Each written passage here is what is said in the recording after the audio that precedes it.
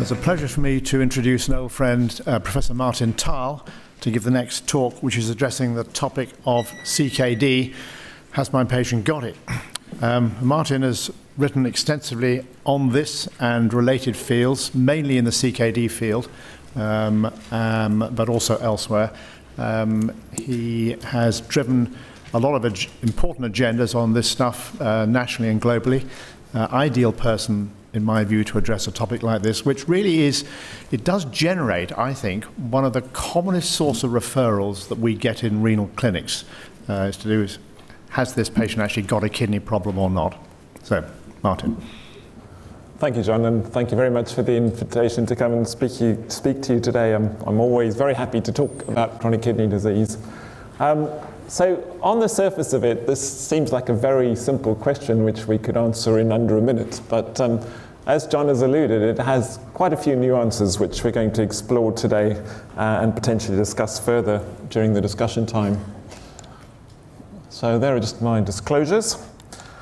In terms of an outline, just to get us all on the same page, we'll just review the definition of CKD, and then we'll spend quite a long time on the issue of estimated GFR and urine albumin to creatinine ratio, which are the two diagnostic tests that are really key to making a diagnosis of CKD.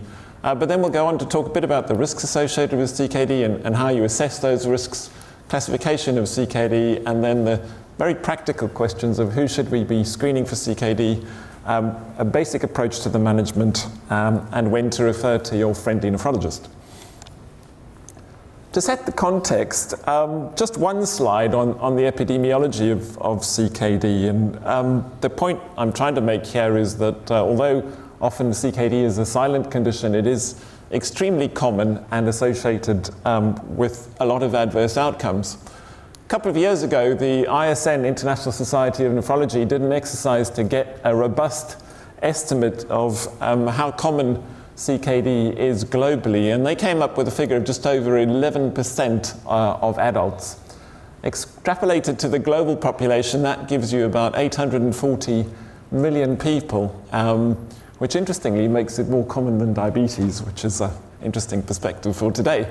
So about 4 million people are thought to be on renal replacement therapy. That's either receiving dialysis or have a functioning kidney transplant. And as I say, CKD is associated with increased risk of all-cause mortality and cardiovascular disease, and it's actually projected to be the 5th leading cause of death globally by 2040.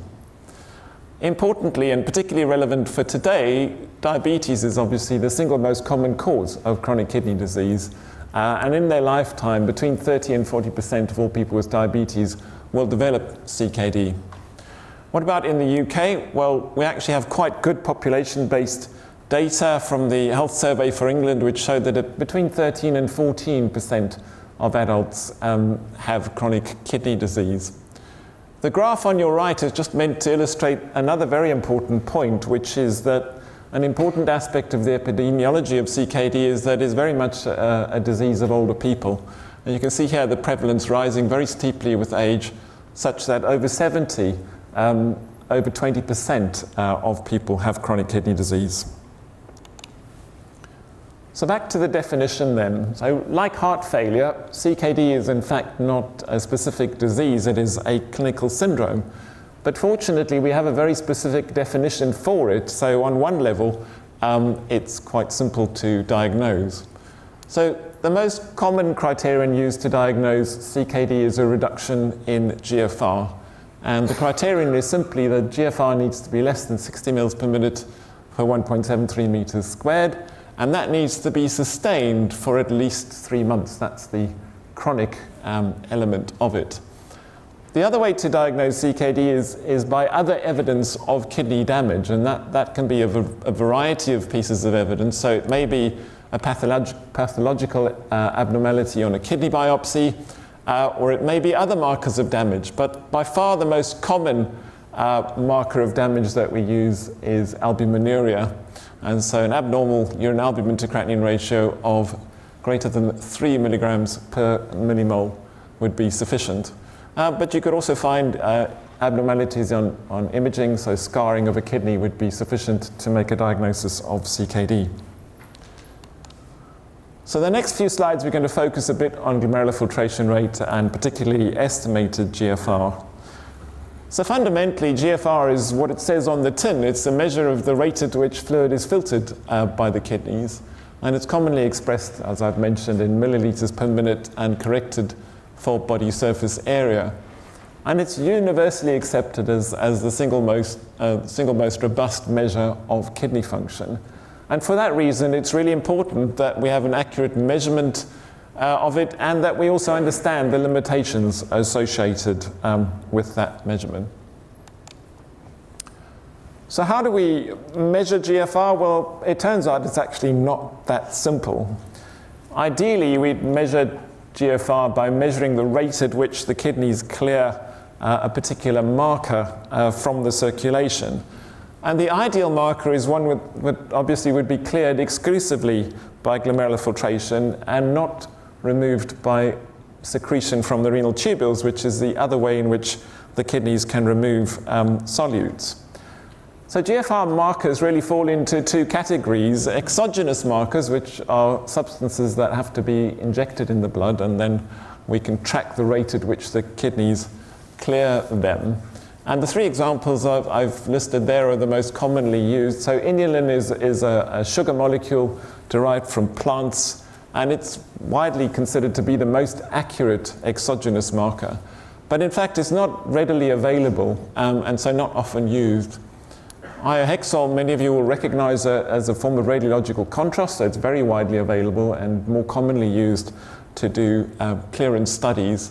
And then finally, EDTA is often used as a radiolabeled molecule to assess glomerular filtration rate. But all of these methods are quite time-consuming and tedious to perform. You have to inject the tracer, and then you have to take regular blood samples over several hours to track the rate of clearance. So we'd far rather use an endogenous marker of GFR, and the two most commonly used are creatinine, which you'll all be familiar with, and cystatin C, about which I think we'll hear more in the future. So a couple of points about creatinine. So creatinine is a normal metabolite of creatine, which is produced at a constant rate by the skeletal muscle, and therefore it's a convenient molecule to use to track kidney function. It's cleared predominantly by glomerular filtration, although there is some tubular secretion. So it's not perfect, but the serum concentration is largely dependent on the GFR. However, there are some very important caveats, because serum creatinine can also be affected by multiple other factors. Most importantly, muscle mass. So if you have a greater muscle mass, you'll produce more creatinine, and you'll have a higher serum creatinine at the same level of GFR. And the most important determinants of muscle mass to consider are age and sex. I've put ethnicity here, but we'll come back to that because it's become increasingly controversial over the last year or so. Second important point is diet. So meat is muscle and contains creatine, and if you eat meat, then that creatine is converted to creatinine.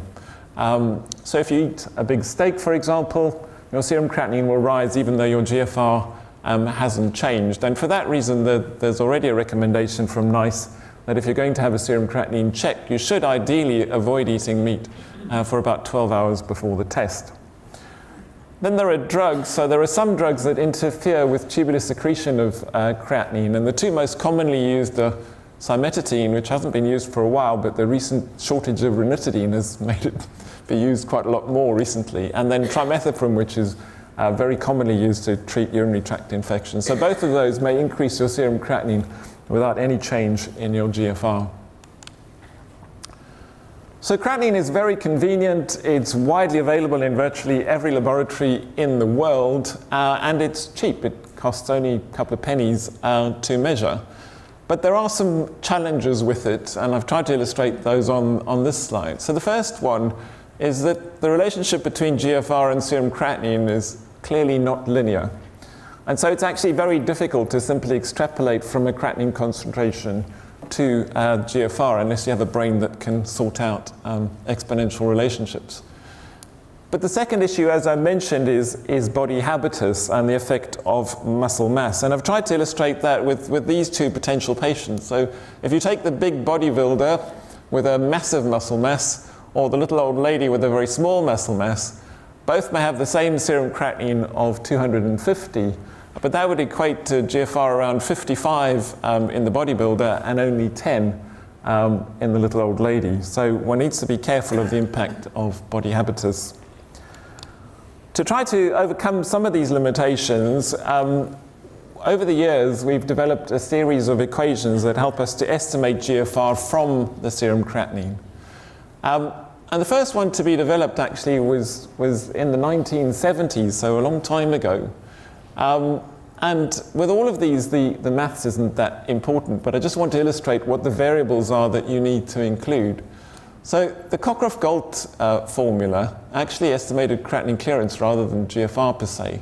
But the variables needed for it were the patient's age, LBW's lean body weight, serum creatinine, and the patient's sex. And Cockcroft-Gault works reasonably well, but the main limitation of it is that you need lean body weight. And that is a piece of data that most laboratories don't have available to them. So Cockcroft-Gault could never really be applied as an automated estimate of GFR by clinical laboratories. And that's really why it remained the preserve of nephrologists who would pride themselves at being able to calculate it. That all changed when we got the modified MDRD equation. And this was an equation developed on data from a trial. And the equation is shown here, and you can see the variables that you need are again serum creatinine, the age, the sex, and there's a variable for ethnicity, which we'll come back to in a moment. But the important point is you don't need to know the patient's weight. And so now we had a formula that could be automatically programmed into laboratory computers and generate an estimated GFR with every request for a creatinine. And really the MDRD equation is responsible for completely transforming the specialty of nephrology. Before we had this, a lot of chronic kidney disease was undiagnosed, and nephrologists busied themselves looking after rarer forms of kidney disease like glomerulonephritis, and nobody worried too much about the other milder forms of chronic kidney disease. But as soon as we started getting estimated GFRs, there was a much greater awareness of the prevalence of chronic kidney disease, which provoked studies about the adverse outcomes associated with it, and as I say, completely transformed the landscape. A few years later, we got CKD Epi, which includes the same variables as MDRD, but is a bit more accurate and reliable than MDRD. But both of these equations included a variable for race or ethnicity, and that was accepted for many years. But over the past year or two, people have begun to question the validity of doing that. And really this originated in the US, and the two large professional bodies in the US put together a task force to look at this critically. And they came up with a suggestion or recommendation only recently, published in August, which actually recommended that we need to remove that race variable because it's probably not valid in all populations. And they've therefore recalibrated the CKD Epi equation to not require a race variable. In addition to that, they've recommended that we start to consider looking alternative filtration markers, so particularly cystatin C, because the EGFR equations based on cystatin C have never included an ethnicity variable. In the UK, we've recently had updated NICE guidance on chronic kidney disease published in August, and in fact, this was published shortly before the final recommendation of the task force in the US. And the recommendation that NICE has made is that we should simply stop using the ethnicity variable in the CKD Epi equation. So they haven't specifically recommended that we use the recalibrated equation, because at the moment there's no evidence that this recalibrated equation would be valid in UK populations. Now, on a practical level, actually, that's quite good news, because the majority of laboratories in the UK have not automatically applied the ethnicity variable, but generally the result will come with a piece of text below the GFR value that says, for patients of Black African or Afro-Caribbean origin, multiply by 1.16. So in fact, in the UK, there's little adaptation required to stop using the ethnicity variable, but it is something that I think we all need to be aware of. So what about proteinuria and albuminuria? I think most people are quite comfortable with GFR, but albuminuria is one of those things that tends to be neglected. And the reason that it's important is that it's a simple and very valuable marker of glomerular perm selectivity. So the glomerulus, as you know, is a very sophisticated filter. It's designed to filter out solutes that we want to get rid of and retain molecules like protein that we do not want to get rid of. And as soon as you start to see albumin in the urine, that is a measure that this glomerular filtration barrier has broken down and that you've got evidence of kidney disease. The gold standard way of measuring proteinuria and albuminuria was to do 24-hour urine collections, but we've largely stopped doing those because they're inconvenient and also subject to collection errors. So what we now do instead is a protein to creatinine ratio in the urine or a albumin to creatinine ratio. And these two tables just show you the relevant values. So if you're considering total protein, then normal kidneys will produce less than 150 milligrams per day. And then we divide proteinuria into mild up to a gram, moderate between a gram and 3.5 grams, and severe or nephrotic range proteinuria above 3.5 grams. And here are the corresponding values in urine protein to creatinine ratio. And you can see that to convert from one to the other, you simply multiply by 10. So it's a very simple conversion. So increasingly these days, we recommend that people measure albuminuria rather than proteinuria, largely because it's a more accurate assay, and also because you'll see the classification system is based on albuminuria, not proteinuria. Here again are your normal or your values based on 24-hour urine collections. Normal is less than 30 milligrams per day. What we used to call microalbuminuria is 30 to 300 milligrams per day, and then overt albuminuria more than 300 milligrams per day. And here are your ACR values. Again, to convert from the one to the other, you just multiply by 10. And this really is, in my experience, one of the most common causes of misunderstanding, and one of the most common causes of unnecessary referral, actually, to nephrology is a misunderstanding about what these values mean. Because as soon as you get an ACR over 3, the lab will tell you this is an abnormal value. And some people who perhaps don't understand the context of this will refer. I've seen people referred in for urgent nephrology referral with a urine albumin to creatinine ratio of 4. And you'll see that's not consistent with the current guidelines. Another important point to make is that urine dipsticks are not a reliable way to detect or monitor proteinuria. So they don't have a good sensitivity, and they can also overestimate proteinuria. Again, I think this depends on the context in which you're practicing. I think in countries without good laboratory facilities, it's perfectly legitimate to use urine dipstick to screen for proteinuria. But NICE, in fact, has a specific recommendation not to use dipsticks to diagnose proteinuria. So why are we so interested and so focused on these two variables, GFR and urine ACR? And the reason is that it turns out that they're actually very, very good independent prognostic markers in people with chronic kidney disease. These 4 graphs illustrate an enormous amount of work that's been done by the CKD Prognosis Consortium over the last 15 years or so. And by amassing a cohort of over 1 million patients, they've been able to look very carefully at the prognostic value of GFR and urine ACR. So all of these graphs are configured in the same way. On the x-axis, you've got GFR, and then on the y-axis, you've got the hazard ratio of the particular outcome.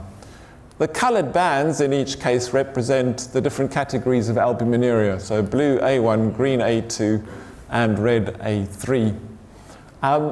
So if we start with end-stage kidney disease, which is the adverse outcome that we all associate with chronic kidney disease most readily, you can see that there's a sharp increase in the risk of end-stage kidney disease once your GFR falls below 60, and that's the reason for the threshold of 60 for the diagnosis of chronic kidney disease.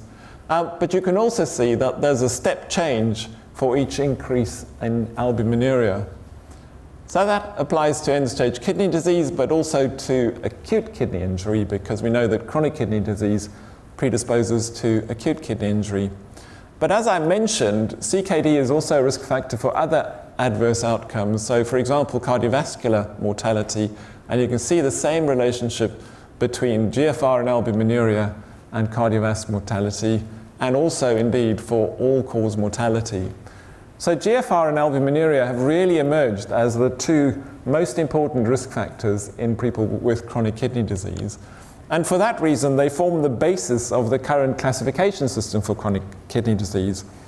So most people will be familiar with the system that we've had since 2002, which divided CKD into stages according to the GFR. So we had stage 1 to 5 with these GFR bands, and that is still present in the classification system.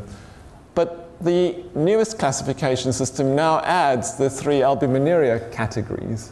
And so you now have this matrix, and the reason for the heat map is that for the first time we now have a classification system in the CKD which maps to the patient's risk status shown by the different colors.